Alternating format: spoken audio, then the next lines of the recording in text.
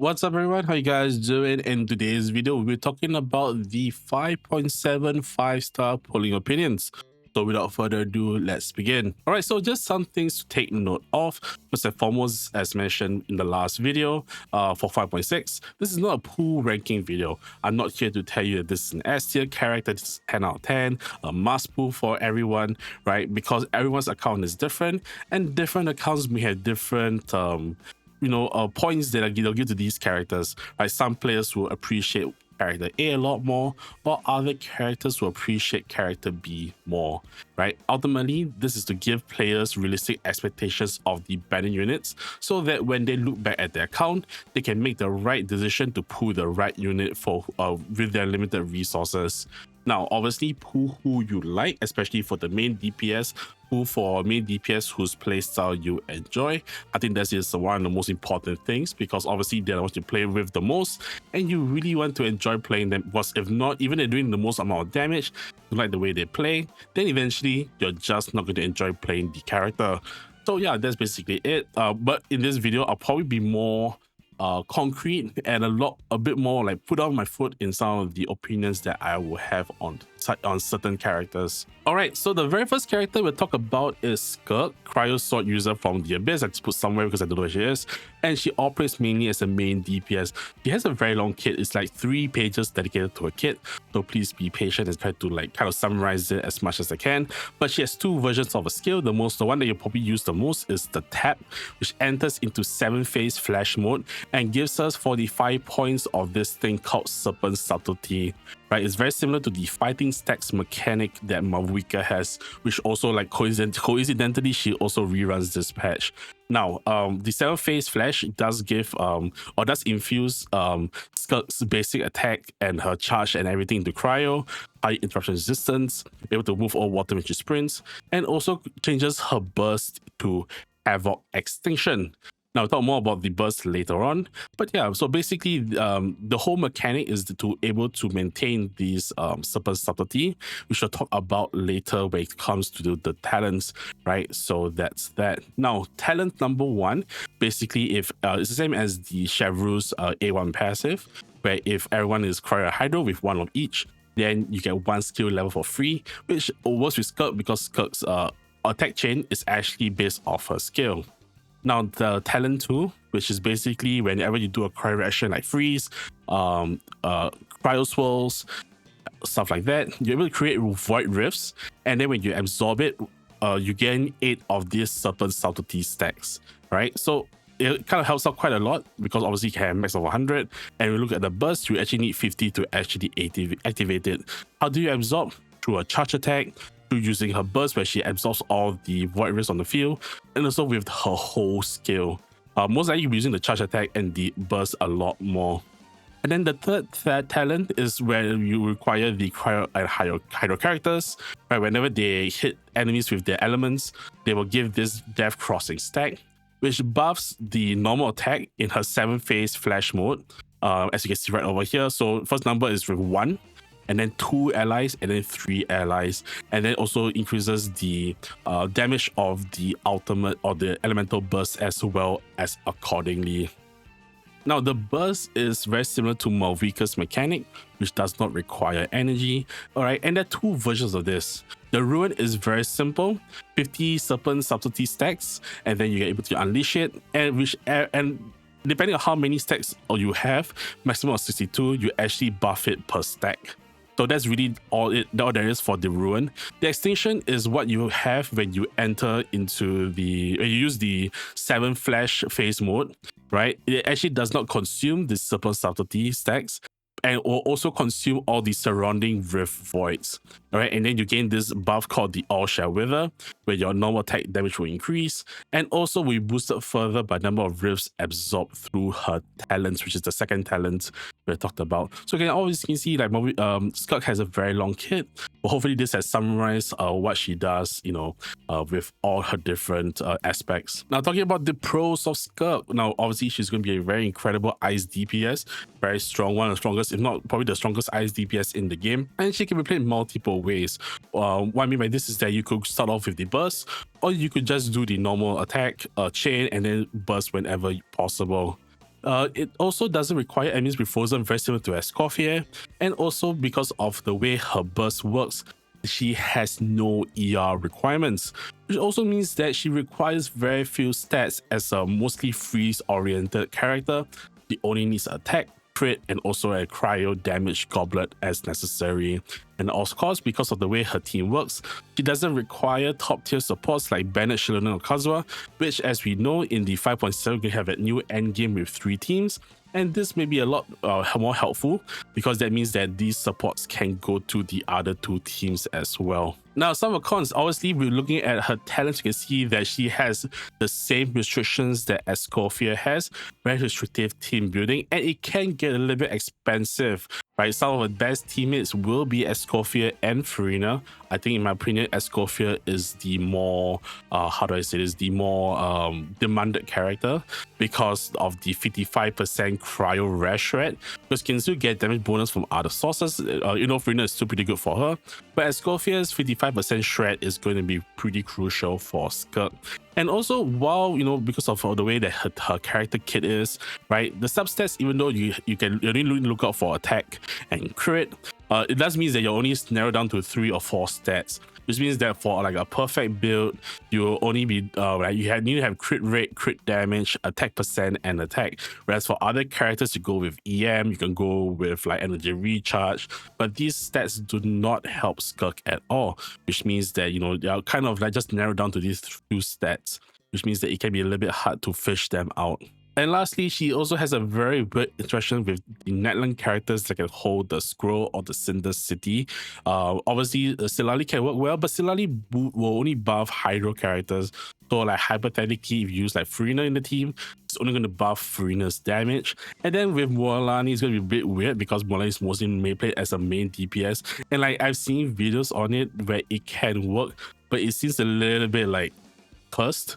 Not how you should play Mualani in the first place, but like I said, it can work. Like, people have tried that with Kinish in the past as well. But yeah, it's a very interaction with Scroll users, and I think we get future units from Netland that can also use the Scroll set that are Cryo Hydro. It's not going to be very optimal to use them with Skirk, with what options we have, which are Mualani and Silali. Alright, so here are some cool considerations for you. So obviously, if you have Farina and Escoffier, she has incredibly high value, but low value otherwise. Now, obviously, you could use characters like Yalan, Shenhe, but especially if you do not have Escoffier, I think that her damage value drops quite a lot, whereas the other teams of the cryo variety that can still do well without like Escoffier or Farina. Now, at the same time, as mentioned, right, you need to also consider the team requirements to maximize her usage and damage. So let's say if you never had any cryo or hydro characters, you don't have Farina, don't have Escoffier, don't have Yalan, don't have Shenhe, then obviously, I don't think that players should pull for her otherwise. That being said, from the footage we've seen from the creator access server and also the live stream, you can see that she actually is one of the most freedom of expression units where you're able to do certain things, you're able to play her in any way you want. She's not very rigid in the way you play, and I think that can be a big a big draw for many players. But I think the last thing that you need to take note is that as we are in 5.7, we are approaching a new region, which is not Cry. We're going to have future units and also a new like mechanic as well, probably. And so there are going to be some things that are going to be refreshed in like 6.0 onwards. And so I think that for players, they should also be a little bit wary of this, because eventually there'll be new units that will come in, they will refresh the game. But of course, there could also be buffs to Skirk. Let's say you don't have Farina or Escoffier, but if you have a good cryo or hydro character, they could be good future units for her as well. So it does work both ways for Skirk. That being said, she is an incredibly strong character. And I think you meet the requirements, you do have a powerful unit on your hands. Now, the next character will be Shenhe, who's rerunning alongside Skirk, Cryo Polam from Lirie, who mostly operates as a support, but can do a little bit of damage here and there.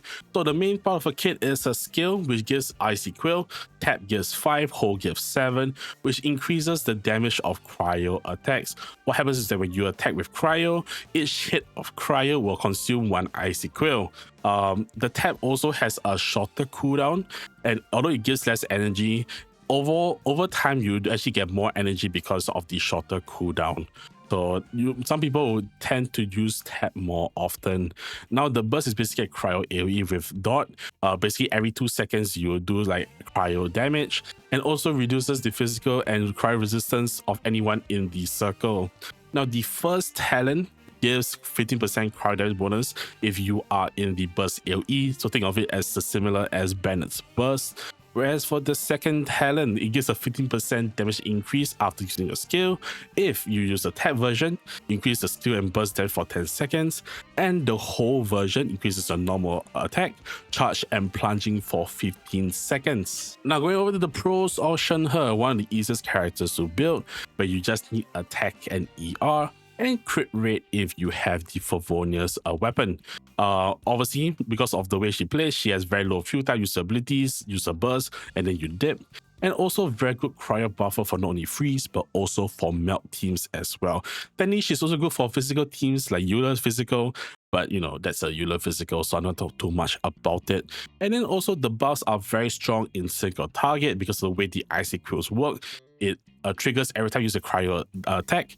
So obviously this is better in single target. Now some of the cons, she does have very high ER requirements, especially for someone who dips very fast. She needs a lot of ER built into her, and her buffs only apply to cryo and animal units who absorb the cryo when they do their attacks.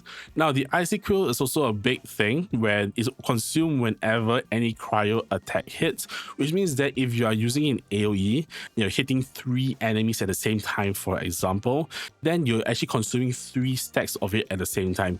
Which means that in AoE content, it actually runs out very fast. And last but not least, Shenhe is a character because of the way that she buffs units.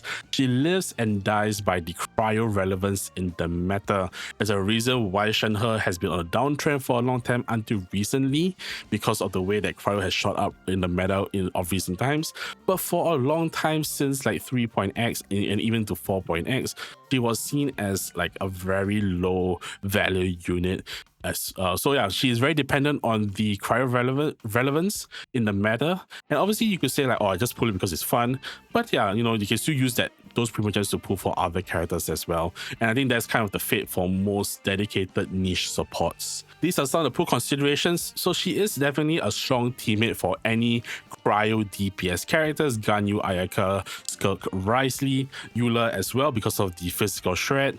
But at the same time, players need to really consider that Shenhe will always be a niche character, and is never, especially with the release of Escoffier, is never the best in slot support for the team. Because if you want a cryo character, yes, Shenhe can be good, but in the end, Escoffier is there, and Escoffier is for all means and purposes better.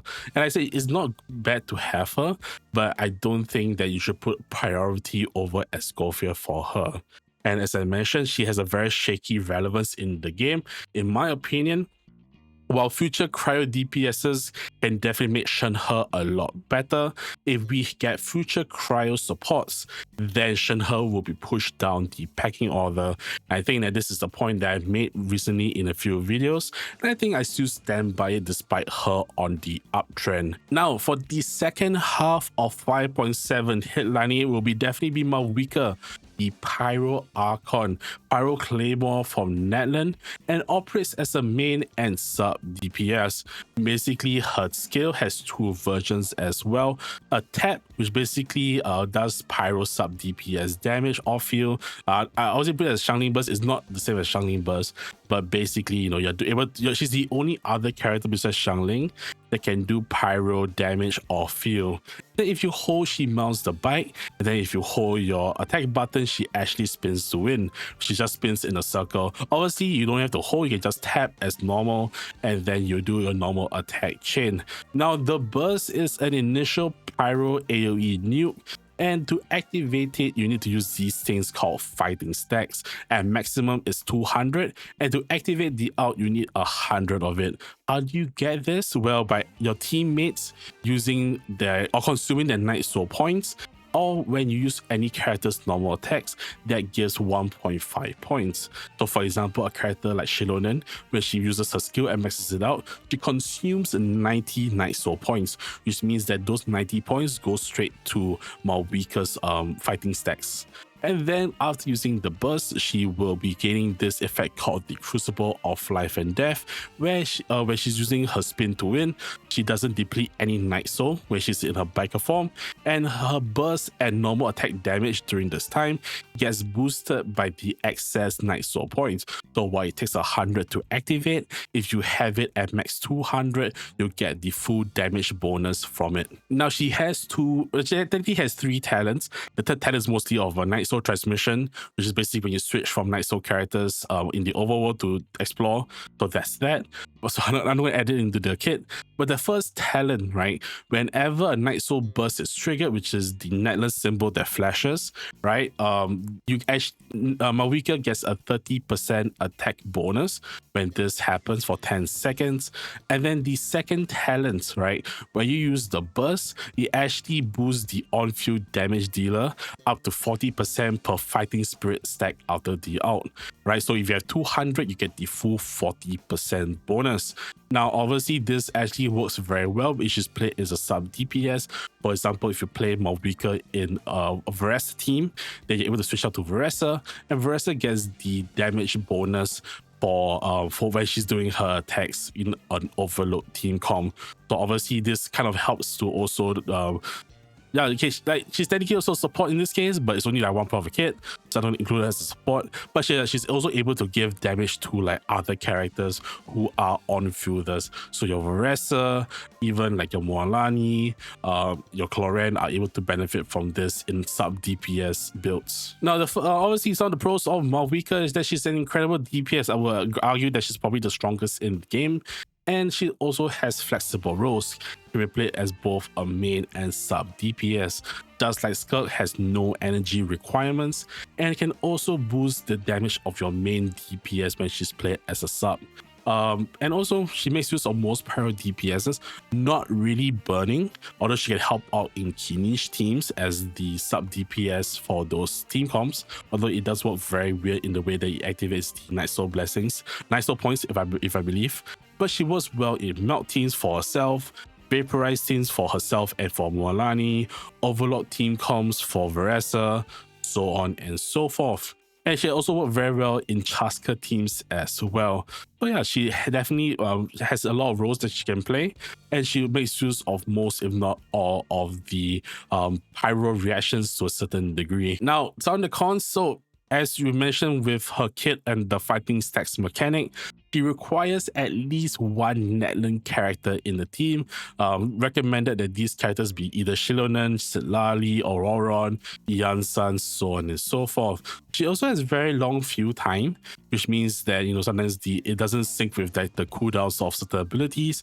And her off-field pyro application is actually slower than Xiangling, but it still does a pretty decent amount of damage nonetheless. And yeah, generally, off-field teams outside of the Netland teams, like as mentioned, the Veresa teams, can reduce her fighting stacks, because if you're using her in like Cloran teams, for example, they're not going to get a lot of like fighting stacks, because those teams wouldn't, except for Yansan, wouldn't have a lot of Netland characters, and so you get lower buffs for the second talent, which is the one that gives the damage bonus for the on-field character after she uses her burst. Alright, here are some cool considerations for Mavuika. So obviously, if you have Netland support, she has insanely high value. But if you don't, if she's the only Netland character, then her value will drop by quite a considerable amount. That being said, eventually if she gets power crap as a main DPS, because as a sub DPS and even as a support giving buffs to the main DPS character, she's also still quite valuable in the long run. Obviously, you want a character with good traversal mechanics. She is definitely pretty good. She can travel in land, air, water, whatever.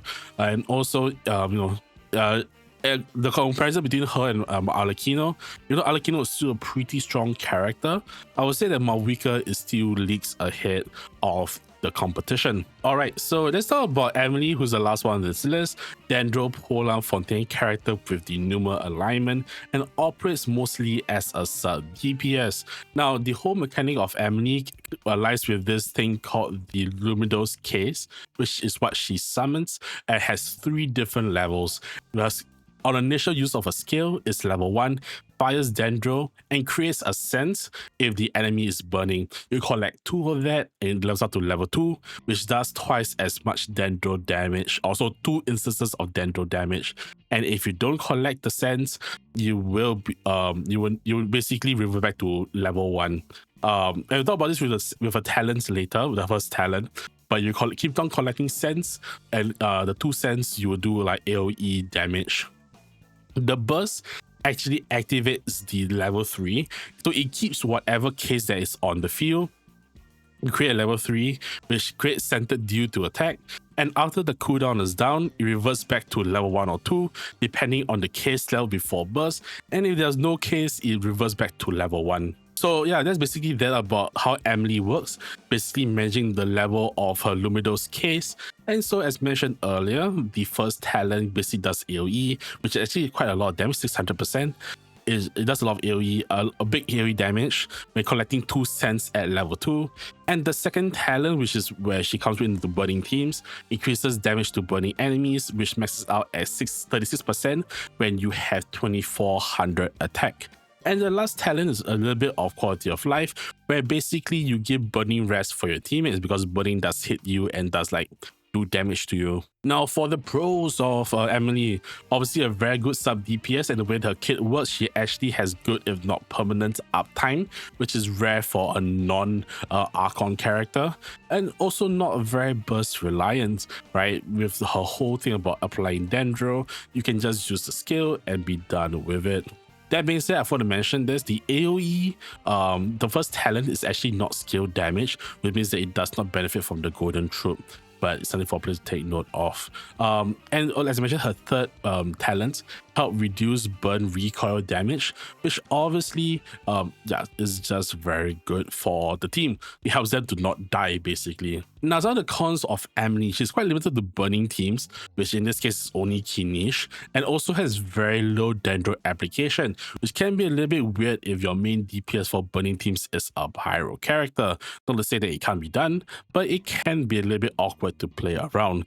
Now, next, she needs burning for her damage to be upcapped via the second talent, and also has better options in other Dendro reactions. Nahida, you have Baiju, we have even 4-star characters like Kole, Kirara, and also Yao Yao that are better in those reactions, even Dendro Traveler, and therefore in like those like quicken teams, or even your Hyper Bloom teams, your Bloom teams, Emilie is not the best option, and therefore always mention the first point, limited to mostly burning teams. And so pull considerations is very, very simple. Don't pull her if you don't have Kinish, and only pull her if you're playing Kinish in a burning team. And I mentioned burning team because Kinish can play in Burgeon, which has different teammates, and then Emilie can't fit on that. So yeah, in that case, yeah, if you're playing Kinish burning, you should pull for Emilie. She is a top tier support for him. Otherwise, I would not consider Emilie in any other case. As mentioned, do not bother in other team comps like a Bloom or Quicken. And that's that for today's video. As mentioned, I tried to be a little bit more like to the points, be more decisive and not vague in the way I assess the characters. But I still want to not be like, I really still want to just give like information on the characters, not really rank them based on how I feel or what they are in the meta, because I believe that eventually players should pull for who they want, as I mentioned before. That being said, with what I've said in the video, hopefully you consider these things as you make your pool decisions for 5.7. So yeah, that's that. Let me know who you're pulling in the description down below.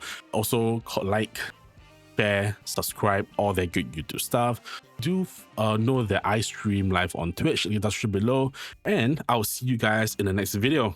Until then, stay healthy, stay safe, be good to yourselves and the people around you. I'll see you guys next time. Bye bye.